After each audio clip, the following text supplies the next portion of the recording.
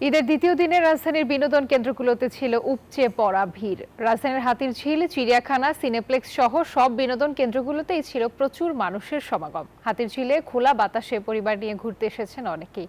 আগতরা জানান, ফাঁকা ঢাকাতে শিশু ও পরিবারের সকলে মিলে আনন্দ করতে বের হয়েছেন সকলে মিলে। এদিকে আজ দর্শনার্থীদের পদচারণায় মুখরিত ছিল চিড়িয়াখানা প্রাঙ্গণ। সকাল থেকেই পরিবার পরিজন নিয়ে মানুষ ছুটে এসেছেন পছন্দের প্রাণীদের কাছ থেকে দেখার আনন্দ নিতে।